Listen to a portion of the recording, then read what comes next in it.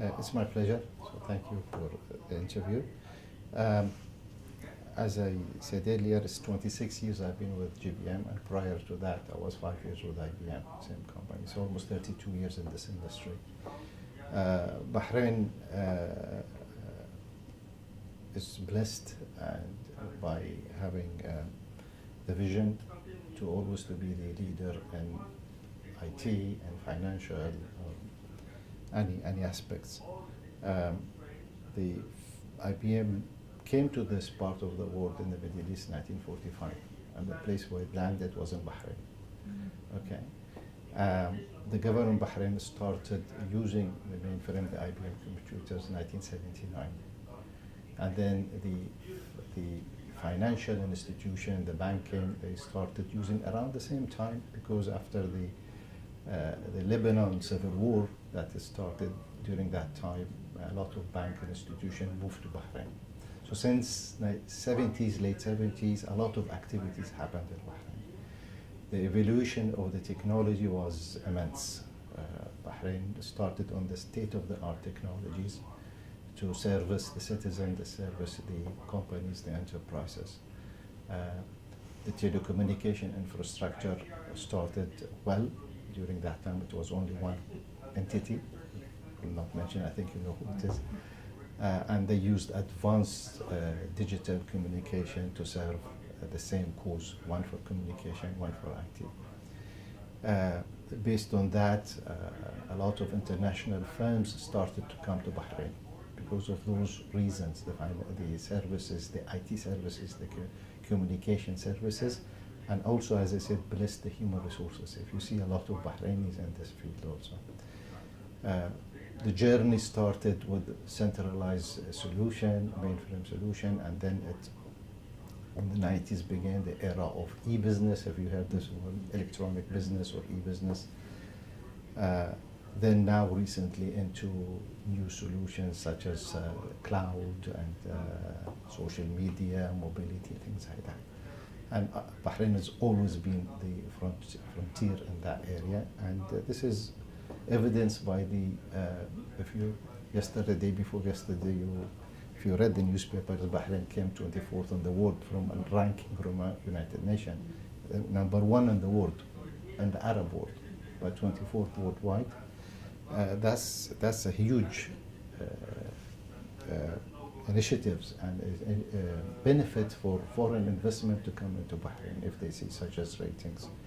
And we are proud to be part of that journey that we started with the Bahrain until now. We are participating heavily in that campaign, from our technologies, our resources, the skills, the investment that we do to drive that initiatives. A summary of 26 years, more than 36 years, this has basically been journey. So from our perspective, from what we've seen, what Bahrain started until now has always been for the frontier, always been in the lead in the Gulf. Okay, there was some times that we dropped to second place for different reasons, but we are back on track. And this is evident, as I said, by the ranking of the United Nations. Good. As I said, we've been here for a long time, okay, and we sort of built the roots, the foundation of everything. So it is our obligation, our commitment to Bahrain to not only to just do business, but also be part of the community. So we've invested in people, we invested in awareness campaign, events, community services, university initiatives, and introduce a lot of technologies that we sometimes we do proof of concept, proof of technologies to make sure that we showcase Bahrain in that area. So it's not a one-way direction that we only take business from the government or the institution, we give back also at the same time. And I say it from not only from a technology perspective, but also from the other side, which is our commitment to the island of giving awareness, events, workshops, events that we go outside to our labs, IBM labs, Cisco labs, that we make sure that we are still ahead of the game on that. And we're continuing doing that. we are the largest IT company in the region, and by far the largest also in Bahrain. We, since this is the third one, so we started in 2014, 14, 15, 16, and this is we sort of selected a number of enterprise customers all over the Gulf, because we are in 6 countries in the Gulf, not just Bahrain. GBM is in 6 countries in the Gulf. And the survey was launched to them more into from security perspective, not other business like you may heard about the cloud and big data and things, only security specific. And the trend, what we've seen from year to year, is positive. So the growing attention, more thoughts into it. There are still some negativeness or areas that needs to be improved, but is going to the right direction. This year specifically, we've seen four areas that needs attention. One, I was talking about in the 90s when the e-business started. Right? The e-business was basically opening up your business to the outside world. If you prior to that, if you need to the bank, you go to the branch, do your transaction, and go back home, draw your money. But now, from 1990, you do all these from outside, from the web, from internet, from more customer calls, so you're basically opening up your business to the outside world, right? And when you do that, you automatically will be exposed to threats, security threats. It's like your house, okay? Internally in your house, it's you, your family, your people who work in the house, people who come in, you can control that. Okay, you know who are the people. The people who are outside your house, they look at it from a different, you don't know them. But if you keep yourself exposed, you may get attacked. And in the businesses happened exactly the same thing. With the advancement of business technology, businesses trying to open up, more threats got themselves exposed to. People coming from outside to hack you, to give you breaches. So what we've seen, to answer your question, is that's one is awareness. Still needs more awareness about what security is. Awareness within itself, within the organization, what security is, what you should do, what you should not do, what is the procedures, what is the policies of security. Management buy-in. You need executive management to understand this is a huge risk, especially the cyber security is a huge, huge risk.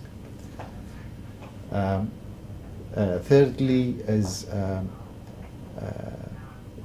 management buy-in, awareness sessions. Also, a lot of companies or enterprises that we've seen, even if it has moved forward, the way they implement the technology, security country, as a silo, not as within their business. Okay, and fourth one is selecting the right security solutions, not only to see what problems you have, but how to predict it, how to prevent it, how to make sure it doesn't come, and if it comes, how it's going to be treated. So mainly those four areas that are concerned. It's improving from the previous year, but needs more attention to it. Okay. From a business perspective, those statistics shows us from previous year is improving. So the investment is improving year to year. But from 2016 surveys say, if you split the enterprise customer, which are big customers, and small customers, so small to medium customers, they are basically saying we're going to invest what we did last year, maybe a little bit lower. But if you look at the track record, the investment from previous year, it's getting better. They're spending more money into security perspective. The economical conditions, as you know, these days people tend to put their money in the right place and with cautious, trying to be conservative to how much money is spent. see the price of oil, the economical situation, the political situation in the region. So they're cautious a little bit. However, security is thing that you need to embarrass. You know, you may say, I'm not going to buy more of this, more of that, but security you should not add.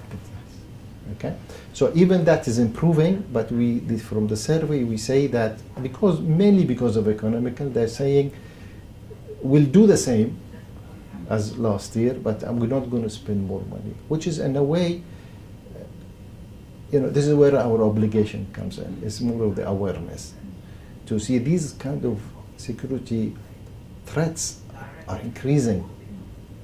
All the statistics on the world shows that it's increasing. And the threats will be more complicated. Okay, so they should be investing more money into it. But we understand the economical conditions behind it also. It's a big risk. You see, you may, as I said, you need the management buy-in, you need the awareness, but the most critical thing that you need is ownership. You cannot have the best IT solution in the world. You have the best tools to predict and prevent and fix security this if you don't have an ownership. You need to create an ownership for this business. This is where governance comes in, risk and policies comes in. Okay, compliance to this division. You need somebody to be responsible, to be an owner, or to update the system, make the policies, procedures, the awareness program all within one organization. So it sits on a critical path of failure if you do not have a proper government and risk, and which falls under the ownership. You need to have the ownership to do it. Okay, security is not about IT. A lot of people think security is about IT, hardware and software. Security is about people, about business. If you're not an IT person, the organization consists of IT, systems, business, and people. So the people needs to be part of the security company. They need to somebody be responsible and ownership. The governance department should be creating awareness program for employees. What's the risk of that? Today you have a password, right? If you give your password to he's a friend of mine, I know he will not do anything. The minute you give that password, you breached an internal. Okay, so it sits on the critical path of failure if they do not, and it's a must. It's critical. It's a must. The reason behind that, there's a lot of fear. How can I get somebody else to do risk assessment and hack into we call it ethical hacking. We call it vulnerability testing. We're not trying to hack in your system and steal data from you. No, we are trying to say how vulnerable you are. And you can only know this if somebody from outside does such a thing. And ethical hackers, this organization will hack your system and they will give you a report. So it's an assessment of how vulnerable your organization is, and an assessment where your known security failures in the world is happening and you are exposed to it. And you will not only not know that until you do this assessment. Okay. Remember, the biggest security threat when organization is from outside. This is what our survey came out of: external security and internal security. The biggest one, which is the most worrying one, is from the outside, because you don't know who's going to hit you. Okay, I'll talk about a little bit how they do it and things like that. So it is a key concern. Third-party assessment we highly recommend. We do that. We have a practice. We'll talk about it later on. That we help organization we do the assessment from outside. You have a security division, they can do that, but they are within the organization. You don't know what's happening from the outside world. Okay. Mainly external. The external is the worrying part. You have to be seriously thinking about that. You mentioned few, you get emails, and some of this email we call spoofing. So basically what happens is you get an email you think is from an organization that you know. Looks like the same IDs, things like that, and you tend to say, I know these guys who reply to it. And some, they've got an attachment to it, so you click on it and you open it. Right? It could be full of malware and viruses, things like that. The dangerous one is phishing. Okay, when you click on it, it opens up a service that you're using with a bank for look at your account, transferring money, exchanging few things. And when you click on it, it says click here if to update your something, your credentials in the bank, and it says the name of the bank. So you click on it, you'll get exactly the same menu and the screen, the colors, everything as you used to it, but it's not the real one. Okay, so you will be doing your services, putting your password, putting all that in, on a belief that you are doing something, updating your credential or doing some services, but somebody sitting outside the wall, grabbing all the information that you put in. You're done. Okay, so external security threat is the biggest threat to this, and you have to really to be careful on that. Challenges is, I mentioned few of them, but let me go a little bit in detail. One is they need help with the creation of the what we call the governance, risk and compliance. They need help with the awareness program. How do you do the awareness program? How do you create the procedures and the policies? There are some key challenges because they really did not invest a lot in security. So the skills that within the organization doesn't exist, or if it exists, is a very basic level, right? So they need help in that area.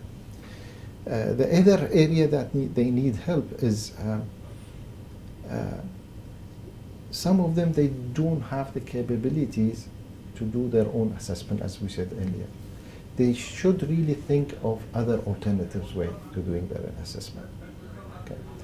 Because of the lack of skills and lack of experience of doing such a thing. So awareness is one thing, to help them to do the awareness.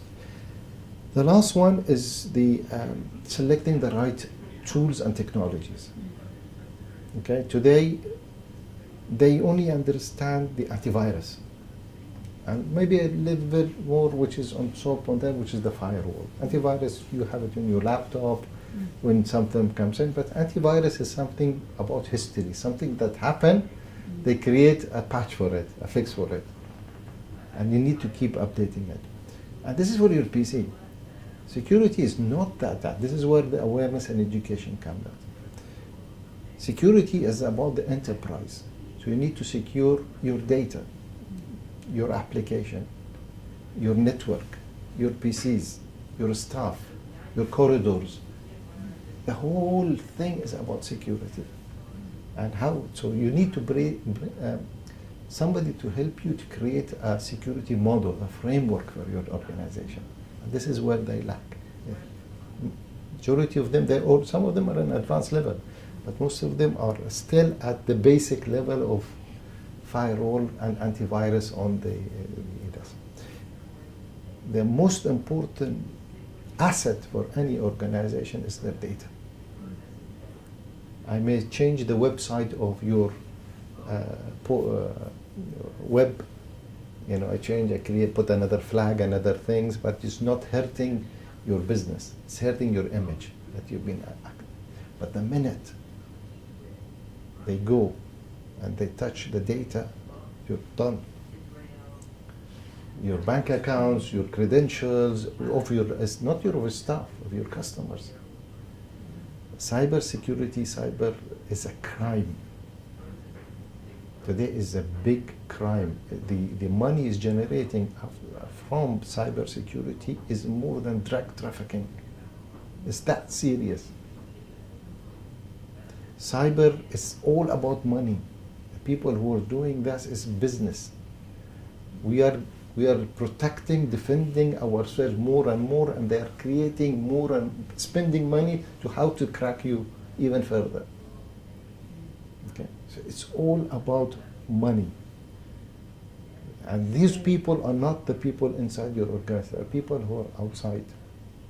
It's very, we mentioned about the challenges and the fear. Those guys, they need, what they do to get into your organization, they crack an individual password. So maybe you answer to that spoofing, or somebody you do thing on the network. So the minute they get a password of it, it's so easy. It's so easy. They've got lots of tools to do that. The minute they grab you, they'll go into your organization. They don't need your password. They're not interested in your password, your email. They're interested in your credential to go into the organization, to get the gold mine, which is your data. Okay? And the way to do it is through some individual password. The minute they do that, they go there, done.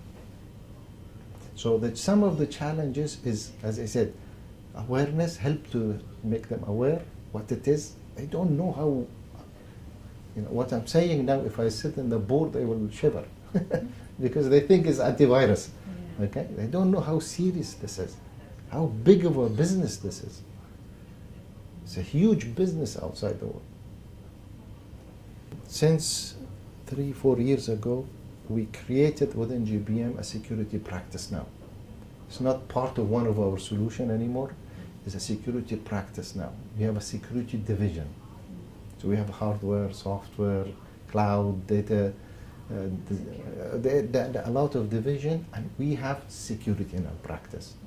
The team we have lots of IBM and non-IBM tools and software and that to help us to do all these,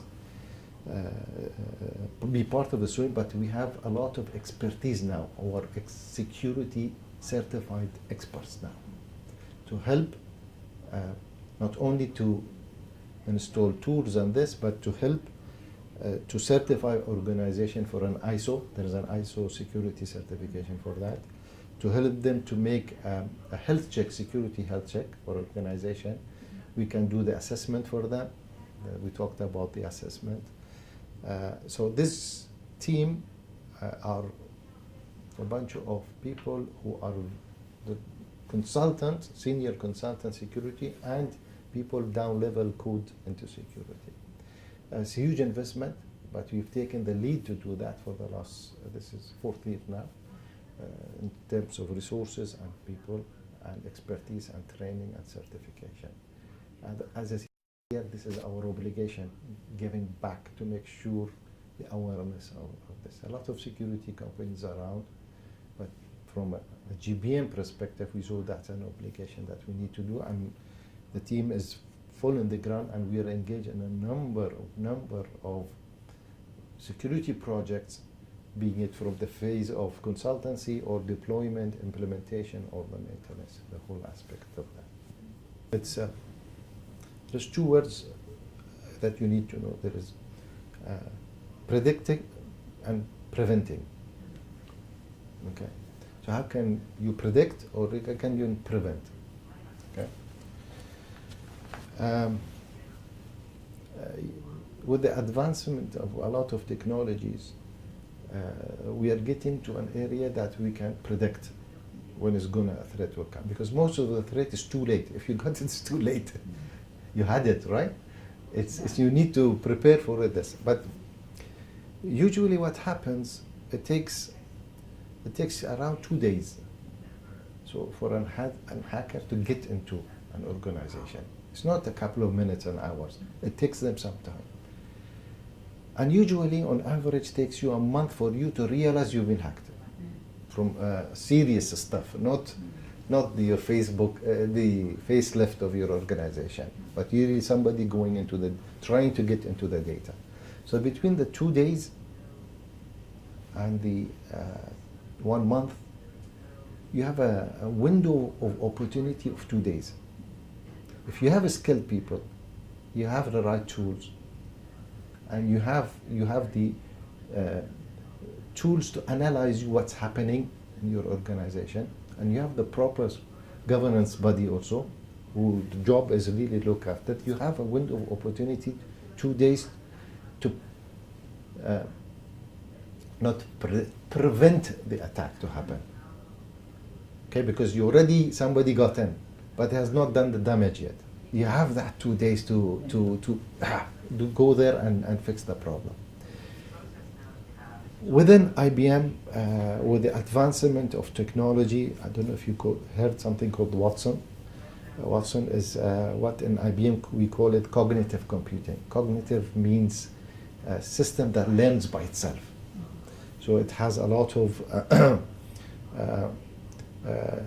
data, a lot of information that gets it from outside, from worldwide, dictionaries, encyclopedias, you name it.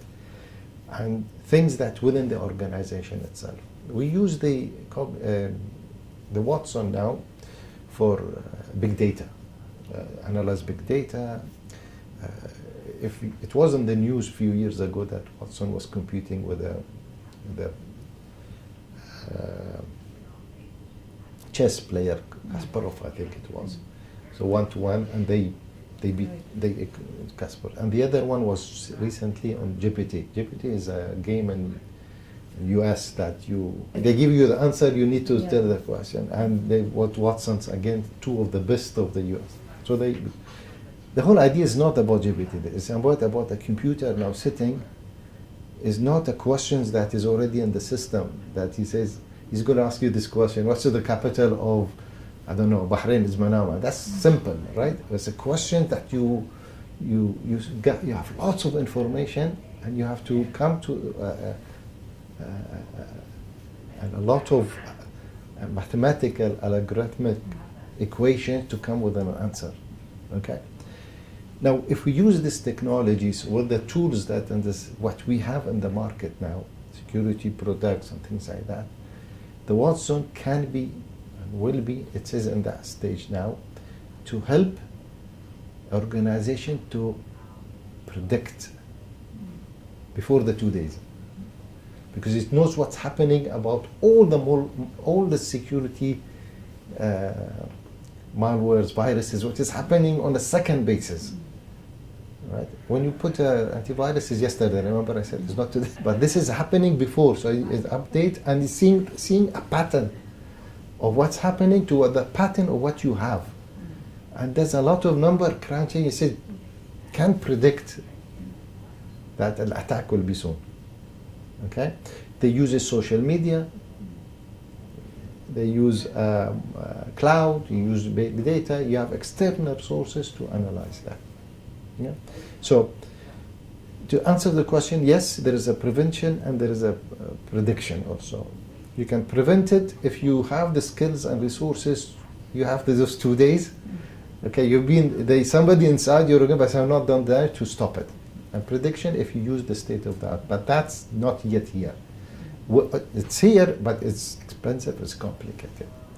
We'll get there soon into that area. Mainly awareness, because they don't know the extent of the damage. You only know the damage when it hits you. And it's huge. A lot of incidents that happen here. A lot of examples people give you in the States and Europe. It's happening in GCC, it's happening in Bahrain. Preventing, you need, as I said, things like that. You need awareness, you need management buy-in. Okay? You need an ownership body. There's no ownership. You have to give it an ownership, but you have to use the right tools and technologies and make sure security as an integral part of your business. It's not something that, if you have those 5 things, you are close to preventing it. Exactly. And when it happens to your organization, then you know the people who sit on the board, they see the extent of the damage. Nowadays, you know what they do? Not all of them, some of them. Financial institution, worldwide, not just here, they keep money aside. They need some money, they every year say so many $1 million in case we get an attack and you lose your money. One of my clients, 20,000 BD loss, I said, okay, pay him back from the. And instead of fixing the problem, they put money aside. It's happening. Okay, because they don't know how to handle it. But if you have those 5 things that I talked about, you don't need to put money aside. You put this money, invest in your infrastructure, in your business, in your enterprise, because this is not going to stop. Exactly. But if you, I get an attack, and he lost $20,000, and I pay him $20,000, but that's fine because you put the money aside. It's like a bucket insurance to pay the people in the bank or any institution. But what they don't realize is the image. What's the price of the image of the bank? Okay, you paid his 20, he's happy because he's got his money back. But what's the image? What's the dollar value of the image? You lose a lot of money. So yes, the question to the answer is yes, you can prevent it. If you have those criteria. It needs technology and people to fix the problem or to. The negativeness or the challenges or the pitfalls is that learn from the lessons of the others. Don't take it easily. It's a serious game. Okay? Make cyber security, cyber crime as an integral part of your business. This is, I said it earlier, but the pitfalls or the negative side is you have to lead your employees to take it home. If you build that mentality from home even to your organization, because you can't just say, I'll do cyber security only in that work. I protect myself. You have to take it home. So that awareness, you have to take it at home even. So your children, understand how, because who doesn't have a mobile with social media today on the net? It's more at home and the offices now. So you're also exposed at home. So that mentality has going to home. Okay? Learn from the lessons that people did, severe lessons. Okay? You need to invest in this because the way we're doing business is going to change more and more. We'll be more exposed to the outside world. And if we keep on thinking security now, unfortunately, as people think the security, we have the following, the few things that we've done. No. That's negative thinking. That's not positive thinking. Positive thinking, how you make sure you're within the game of the way you're opening up your enterprise, opening up your business.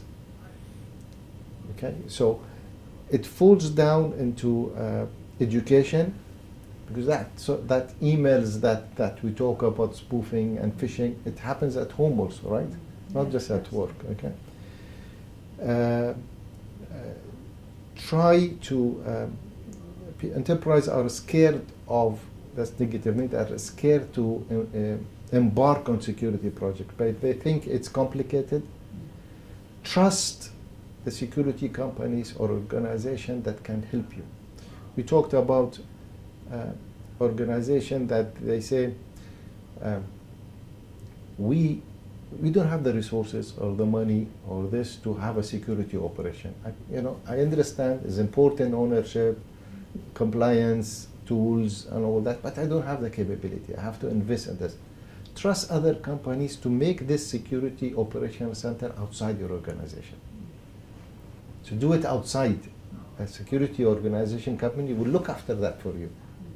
Today, that mentality is a bit scared. No, I'm not going to give my business to that. So you shouldn't be. If you can't do it, allow somebody trustful and done this before to help you to that. And GBM, we are establishing a security operational center also, called the SOC, to help our clients. If you can't do it, let us help you to do it from outside. If you want to do it within your organization, we can do it. If you don't want to do it, you can from the outside do it. So open up your minds a little bit of opening it up. Don't be afraid. The negative today is, we talked about third-party assessment. This is still a negative. People think, no, how can I allow somebody to hack into my system? As we call it, it's ethical hacking. It's not You know, we will give you the report. We show you your vulnerabilities. Don't be afraid. Trust the company and trust the overall solution, because it's not the question is not to have or not to have. You need to have. You must have this. Otherwise, you're exposed, highly exposed. Okay.